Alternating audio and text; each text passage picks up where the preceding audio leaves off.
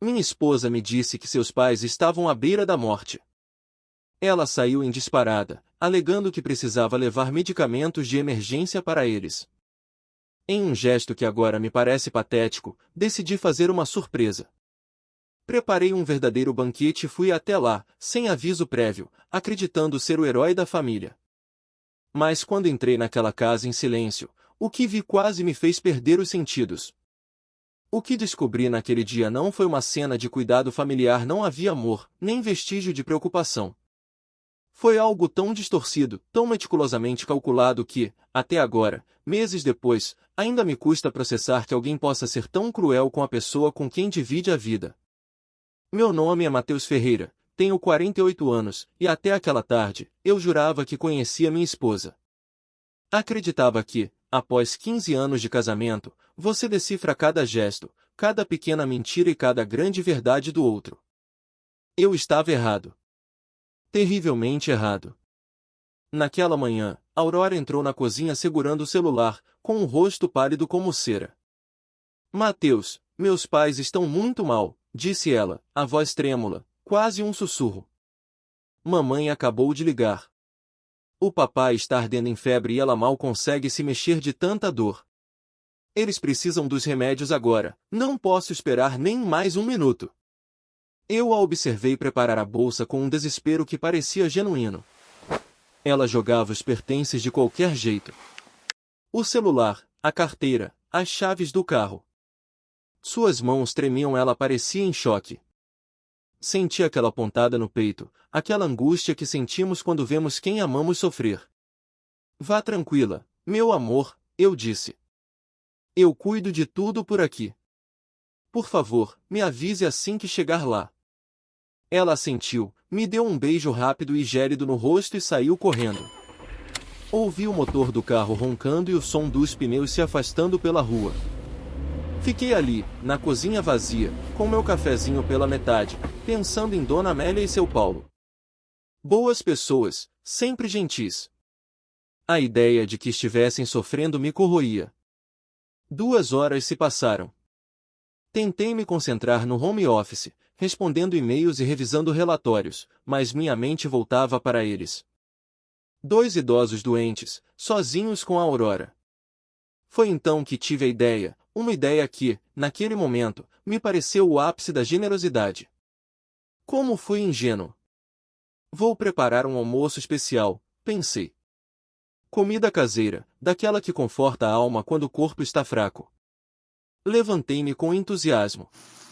Preparei uma canja de galinha caprichada, um arroz soltinho, um picadinho de carne macia com legumes frescos e pão artesanal. Usei os melhores ingredientes, as melhores panelas. Demorei horas. Embalei tudo em recipientes térmicos, em quantidades para vários dias. Enquanto cozinhava, eu me senti o genro do ano. Imaginei os rostos deles se iluminando ao me verem chegar. Terminei tudo por volta das 3 da tarde. Coloquei as caixas no porta-malas, parei no caminho para comprar sucos naturais e frutas frescas. Seria a surpresa perfeita para selar uma mentira ainda mais perfeita. A viagem leva 40 minutos. Passei o trajeto todo assobiando músicas antigas, sentindo-me o pilar daquela família. O marido perfeito, o homem bom que cuida de todos. Que idiota eu fui! Cheguei à casa, uma construção modesta em um bairro tranquilo que eu visitava há anos, e natais e domingos casuais. Estacionei a meia quadra de distância, não queria que o barulho do motor estragasse o momento. Desci, peguei as caixas pesadas e caminhei até o portão principal. Ele estava entreaberto. Achei estranho, mas logo justifiquei. A Aurora deve ter entrado com tanta pressa que nem fechou direito. Subi os degraus da varanda e notei que a porta principal também não estava trancada. Entrei de fininho, pretendendo deixar a comida na cozinha antes de me anunciar. A casa estava em silêncio, mas não era o silêncio pesado de um hospital doméstico. Era um silêncio confortável, quase festivo. Deixei as caixas no chão e, ao me erguer, ouvi vozes vindo da sala. Não eram gemidos de dor. Eram risadas. Risadas claras, fortes e cheias de vida. Meu cérebro travou. Talvez os remédios tenham feito milagre, pensei, tentando desesperadamente manter minha sanidade. Caminhei em direção à sala, sem fazer barulho. O que vi me deixou paralisado, como se o tempo tivesse sido interrompido por um golpe brutal. Lá estavam eles. Amélia e Paulo. Meus sogros moribundos estavam sentados no sofá, perfeitamente saudáveis, rindo com copos de chá gelado nas mãos. Seu Paulo lia o jornal e Dona Amélia comia biscoitos calmamente. Não havia palidez, não havia febre, não havia dor. Fiquei escondido atrás da parede, observando a cena enquanto o chão sob meus pés começava a rachar. Dona Amélia levantou-se com uma agilidade invejável e caminhou para a cozinha. Seus movimentos eram fluidos, sem qualquer sinal da fraqueza que Aurora descrevera. Foi então que ouvi outra voz, vinda dos fundos da casa. Era a Aurora. Mas seu tom não era de angústia, era casual, quase alegre. Ela estava conversando com alguém. E quando ouvi a segunda voz, uma voz masculina, grave e extremamente familiar, senti como se tivessem me acertado o estômago com uma marreta. Era o Hugo, irmão dela. Meu cunhado, que supostamente morava a mais de 300 quilômetros de distância. O que ele fazia ali? Movi-me como um fantasma pelo corredor lateral. Meus pés operavam no automático enquanto minha mente implodia. Eles estavam no escritório do seu Paulo. A porta estava entreaberta. Aproximei-me até ficar invisível ao lado do batente e ouvi as palavras que mudariam o curso da minha vida. Já fez o Pix dos reais 10.000 desta semana? Perguntou Hugo, com a frieza de quem confere uma lista de supermercado. Já está na conta das Bahamas, Aurora respondeu, com um desdém que me gelou o sangue. O Mateus é um tonto, nunca confere os extratos a fundo. Ele é ingênuo demais, acredita em qualquer coisa que eu diga. Ingênuo demais. Aquelas palavras me atravessaram como lâminas. 10.000 reais? Esta semana? Conta no exterior? Meu coração batia tão forte que eu tinha certeza de que eles ouviriam. E quanto já acumulamos no total? Continuou ela. 1 milhão de reais redondos, Hugo respondeu, orgulhoso. Fora as propriedades que colocamos no nome da sua mãe. Aquele terreno no litoral de Santa Catarina já valorizou e o apartamento no centro está rendendo reais 2.500 de aluguel por mês, limpinho. 1 milhão. Propriedades. Aluguéis. As palavras flutuavam como fragmentos de um pesadelo. Eu era apenas o burro de carga que trabalhava 60 horas por semana enquanto eles construíam um império às minhas custas. Precisamos acelerar o passo, disse Aurora, e sua voz agora era dura como aço. Em mais 6 meses eu peço o divórcio. Até lá, teremos o suficiente para assumir. Ele não suspeita de nada, continua pagando todas as contas e achando que somos o casal comercial de margarina. O divórcio. O golpe final. Aurora não estava apenas me roubando, ela estava me descartando após me sugar até a última gota de suor e confiança. Eu estava ali, com as mãos trêmulas, ouvindo minha própria destruição ser planejada entre risadas e chá gelado. Fiquei ali, encostado na parede fria do corredor, sentindo o mundo girar. 1 milhão de reais, a conta nas Bahamas, o terreno em Santa Catarina. Cada palavra era uma marretada na minha dignidade. Eu não era apenas um marido traído, eu era um projeto de investimento sendo liquidado. A mulher que dormia ao meu lado, que me beijava todas as manhãs, estava cronometrando o tempo que restava para me dar o descarte final. E o Mateus? A voz do Hugo cortou o silêncio do escritório. Ele não vai desconfiar desse sumiço de hoje? Inventar doença dos velhos é arriscado. Uma hora ele vai querer ligar para o médico ou vir aqui, como você sabe que ele é. Prestativo até demais. Ouvi o som de Aurora soltando uma risadinha abafada, um som que antes eu achava musical e que agora parecia o sibilar de uma serpente. Hugo, por favor. O Mateus acredita em tudo o que eu digo. Eu faço uma cara de choro, tremo um pouco as mãos e ele se derrete todo. Ele está em casa agora, sentindo-se o protetor do lar, provavelmente trabalhando dobrado para compensar o tempo que eu perdi vindo aqui. Ele é previsível. Um homem bom, sim, mas de uma ingenuidade que chega a ser patética. Meus dedos se cravaram no reboco da parede. Patética.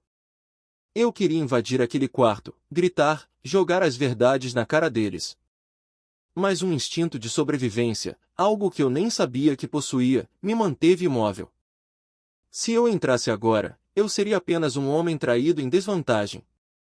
Eles eram 4 naquela casa. Eu precisava de mais do que um flagrante, eu precisava de provas. Saí dali como um fantasma. Cada passo para trás era uma agonia.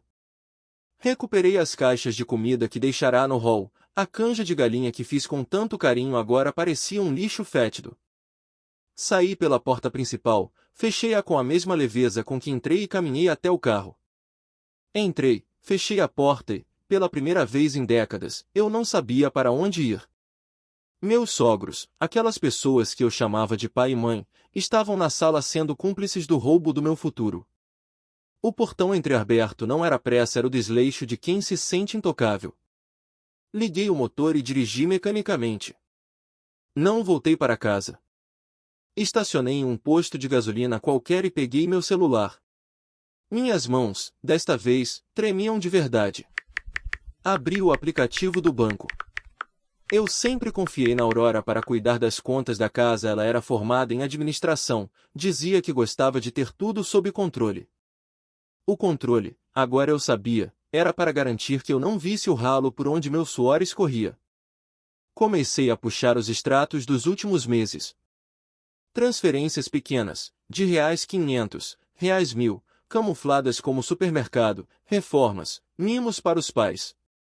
Mas o grosso vinha de uma conta conjunta que mantínhamos para emergências. Ali, os saques de R$10.000 via Pix eram constantes, sempre para uma chave aleatória que eu nunca tinha visto. Meu Deus! Sussurrei para o painel do carro. Eu estava sendo depenado em plena luz do dia. Foi quando recebi uma mensagem. Era da Aurora. Oi, amor. As coisas estão mais calmas aqui, mas vou precisar passar a noite para ajudar a mamãe com a medicação. O papai ainda está frágil. Você consegue se virar com a janta? Te amo. Te amo. O cinismo dela era uma obra de arte. Respondi com a mesma frieza que comecei a cultivar naquele instante. Claro, querida. Cuide bem deles. Fiz uma canja de galinha e deixei na geladeira, mas acho que vou sair para comer algo leve. Fique tranquila. Eu precisava de ajuda profissional. Lembrei-me do Sérgio, um antigo colega de faculdade que agora era um dos advogados mais ferozes da cidade em causas de direito de família e fraudes financeiras. Liguei para ele. Sérgio? É o Matheus Ferreira. Preciso de você. Não, não é trabalho. É a minha vida. Eu acabei de descobrir que meu casamento é um esquema de pirâmide e eu sou o único investidor. 3 horas depois, eu estava no escritório dele. Sérgio olhou os extratos que consegui baixar e ouviu meu relato em silêncio. Ele não parecia surpreso para um advogado de elite, a maldade humana era rotina. Matheus, se o que você ouviu sobre essa conta nas Bahamas e as propriedades em nome da sogra for verdade, estamos falando de estelionato, além da óbvia fraude na partilha de bens futura. Mas precisamos de mais. Se você entrar com o divórcio agora, ela vai esconder o rastro do dinheiro lá fora. Precisamos que ela continue achando que você é o tonto por mais alguns dias. Quanto tempo? Perguntei, sentindo o peso de cada segundo que eu teria que fingir olhar nos olhos dela. O suficiente para eu colocar um investigador atrás desse rastro nas Bahamas e confirmar a titularidade do terreno em Santa Catarina. Matheus, escute bem. Você vai voltar para casa, vai agir como se nada tivesse acontecido. Vai beijá-la quando ela voltar amanhã, vai perguntar da saúde dos pais. Você não é mais o marido. Você agora é um infiltrado na sua própria vida. Voltei para casa naquela noite. A casa que eu paguei, os móveis que escolhemos juntos. Tudo parecia contaminado. Entrei no nosso quarto e vi o porta-retratos no criado mudo. Nós dois em gramado, sorrindo sob o frio. A Aurora parecia tão radiante. Será que algum dia aquele sorriso foi real ou eu fui o plano de aposentadoria dela desde o altar? Abri o notebook dela, que estava sobre a escrivaninha. Eu sabia a senha, era a data do nosso casamento. Outra ironia. Comecei a vasculhar os arquivos ocultos, rezando para que ela fosse tão arrogante quanto parecia ser no escritório do pai. E lá estava. Uma pasta intitulada Futuro. Dentro, não havia fotos de viagens ou planos de renovação da casa. Havia planilhas detalhadas. Datas de depósitos, endereços de imóveis e o mais perturbador. Um diário digital onde ela anotava meu nível de suspeita. 14 de março. Mateus perguntou sobre a conta de luz alta. Disse que deixei o ar-condicionado ligado para os gatos. Ele acreditou e ainda pediu desculpas por perguntar. O idiota é tão previsível que sinto pena, às vezes. Quase. Li aquilo e senti uma náusea insuportável. Eu não era um homem para ela. Eu era uma estatística de erro em uma planilha de lucros e perdas. Fechei o notebook quando ouvi o barulho do portão da garagem. Ela tinha voltado antes do esperado. Mateus? Amor, cheguei. A voz dela ecoou pela casa, doce e carregada de uma falsa exaustão. Respirei fundo, olhei-me no espelho e vi o rosto de um homem que acabará de ser destruído, mas que estava prestes a se reconstruir com as cinzas da própria fúria. A máscara estava pronta. O jogo tinha começado. Cheguei ao escritório do Sérgio, um imponente prédio de vidro no centro, com aquela segurança rigorosa que já te faz sentir o peso da lei. Ele me esperava em sua sala privada, com uma vista panorâmica que parecia pequena diante do caos que eu carregava. Sentei-me e ele me encarou com aquele olhar de advogado veterano, que já viu o pior do ser humano. Mateus, conte-me tudo. Sem filtros, disse ele, ligando um gravador. E eu despejei. Cada detalhe sórdido, cada risada de deboche que ouvi no corredor, as fotos que tirei das planilhas no notebook dela. Sérgio ouvia em um silêncio absoluto, apenas arqueando as sobrancelhas. Quando terminei, ele recostou-se na cadeira e soltou um suspiro pesado. Mateus, o que você tem em mãos é ouro puro para um processo.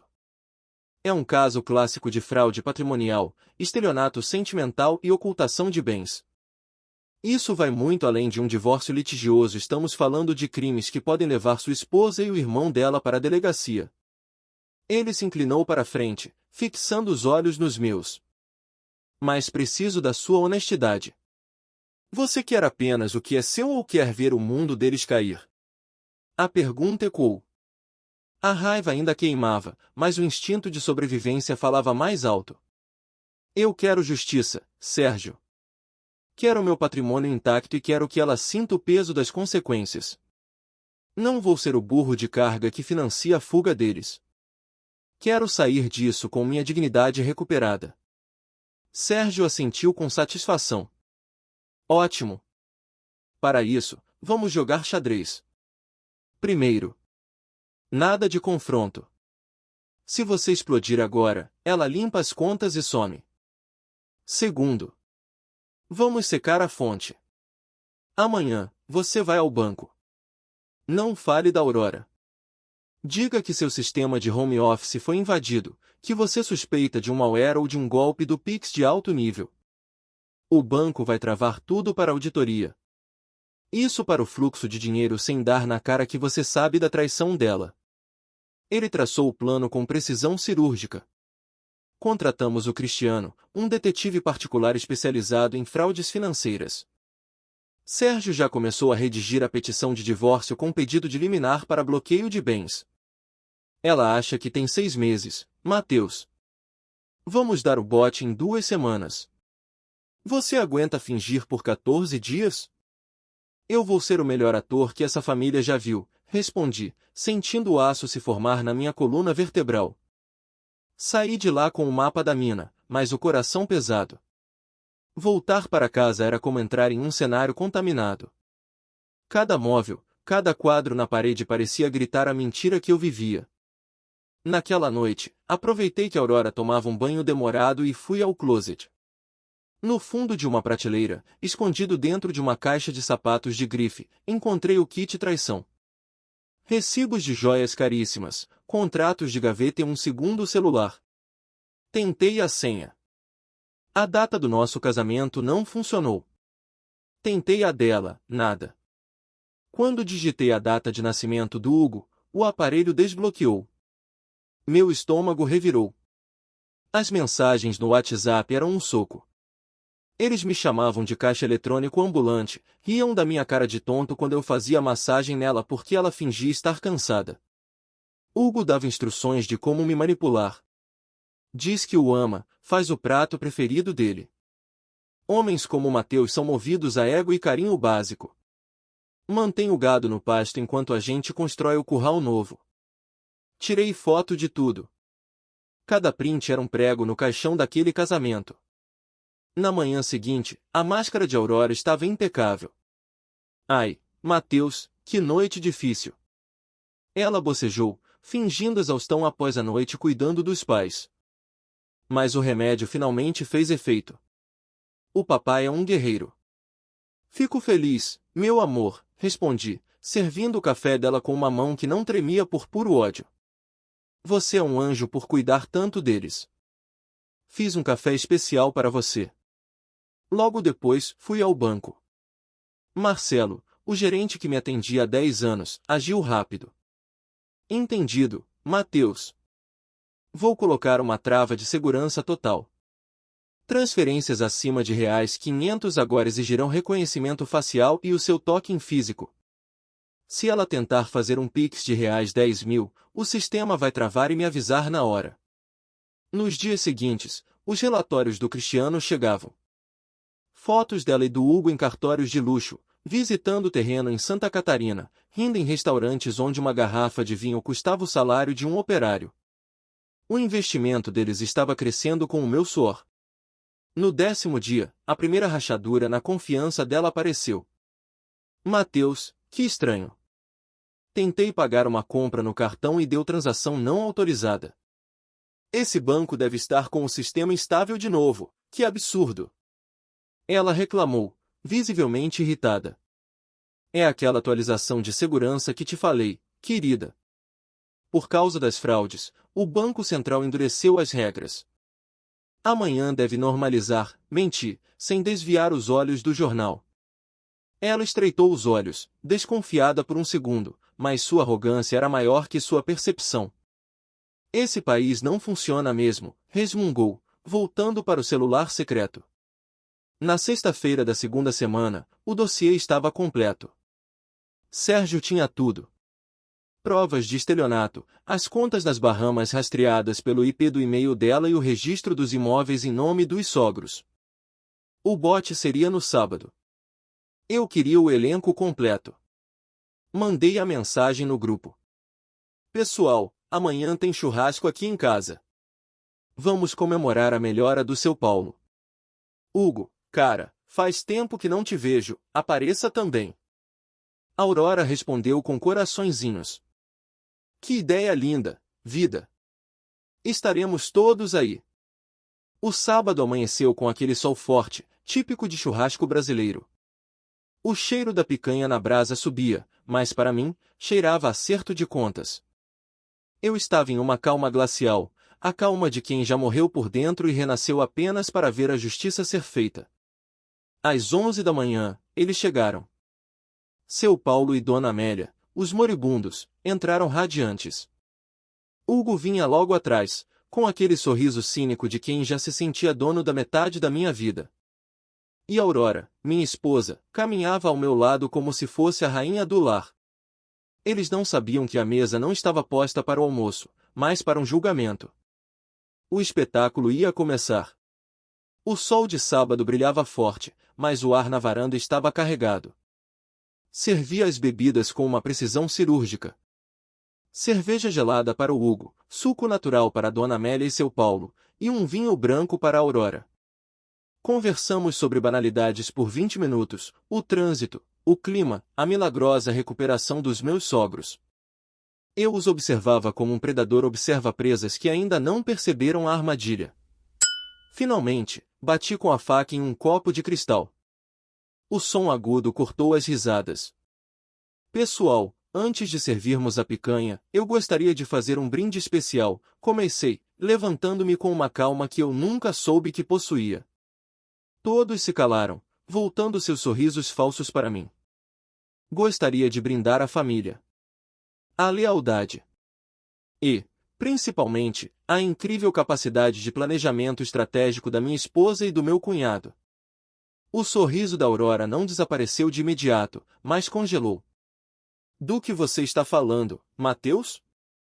Perguntou ela, soltando uma risadinha nervosa que buscava aprovação nos pais.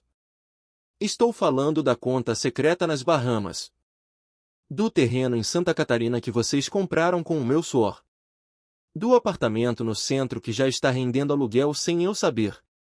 E, claro, do reais 1 milhão que vocês desviaram via Pix e transferências bancárias achando que eu era cego demais para notar.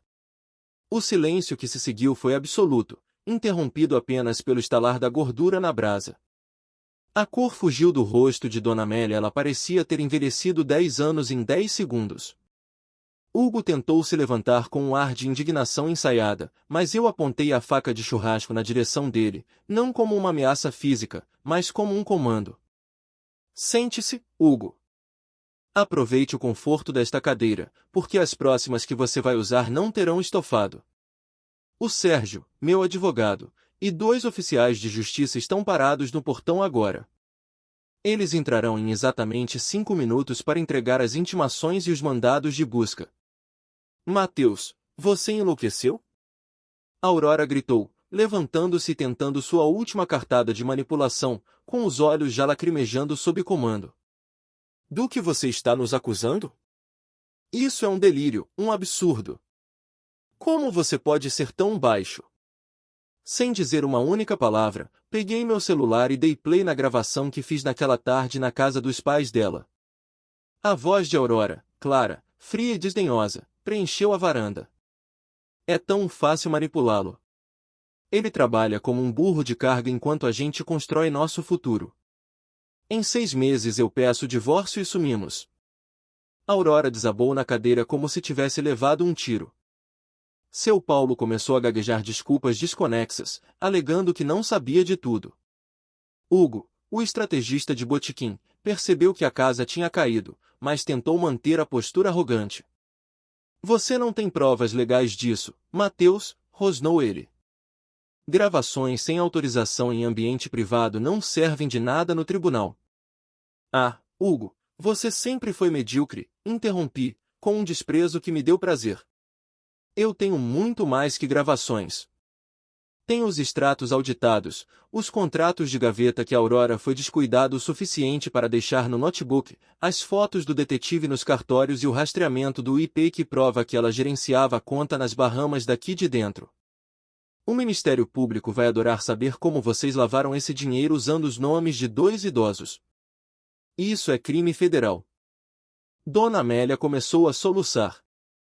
Não era um choro de arrependimento, era o choro do rato acuado. Mateus, por favor, meu filho.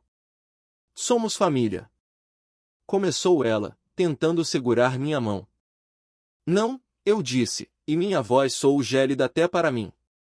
Vocês não são família. Vocês são sócios em um crime. E a partir de hoje, a família Ferreira está oficialmente extinta. O interfone tocou. Os oficiais de justiça entraram, acompanhados pelo Sérgio, que trazia um semblante de vitória. O processo de divórcio litigioso e as ordens de bloqueio imediato de todos os bens, incluindo os que estavam em nome dos sogros, foram entregues em mãos. Aurora tentou se aproximar, tentou tocar meu braço, talvez para sussurrar uma última mentira, uma promessa de que poderíamos recomeçar. Saia da minha casa, ordenei. Agora. Você tem 1 hora para pegar suas roupas em malas de mão. Todo o resto, as joias, as bolsas de marca, os eletrônicos, está listado no inventário judicial. Se você tocar em um par de brincos que eu paguei, eu chamo a polícia por obstrução de justiça. Ela saiu aos prantos, arrastada pelo irmão e seguida pelos pais, que saíram de cabeça baixa, sem a altivez que ostentavam minutos antes. O churrasco que nunca aconteceu ficou lá, queimando na brasa até virar cinzas, um símbolo perfeito de tudo que foi destruído naquela década e meia de farsa. Os meses seguintes foram uma guerra. Eles tentaram lutar, alegando que os bens eram presentes, mas as provas do Sérgio eram esmagadoras. Conseguimos anular as compras dos imóveis por simulação de negócio jurídico. O dinheiro nas Bahamas foi bloqueado via cooperação internacional e repatriado quase em sua totalidade.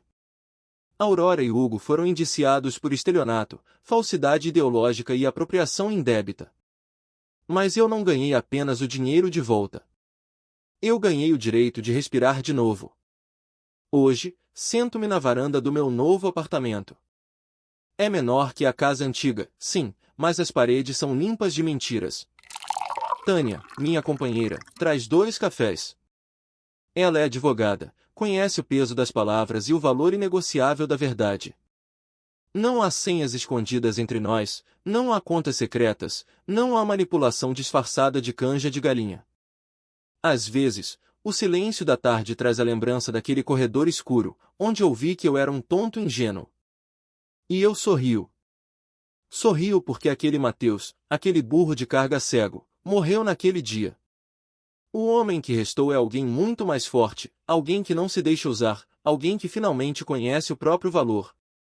Aurora me roubou 15 anos. Ela me tirou o sono e a confiança. Mas ela não conseguiu me tirar o mais importante: minha dignidade e o meu futuro. Esse futuro é meu. Completamente meu. E eu estou construindo a cada dia, tijolo por tijolo, sobre a base inabalável da realidade. Obrigado por ouvir minha história até o fim. Se ela tocou você, deixe um like, escreva nos comentários o que mais te marcou e não se esqueça de dizer de onde você é. Inscreva-se no canal, muitas outras histórias ainda estão por vir.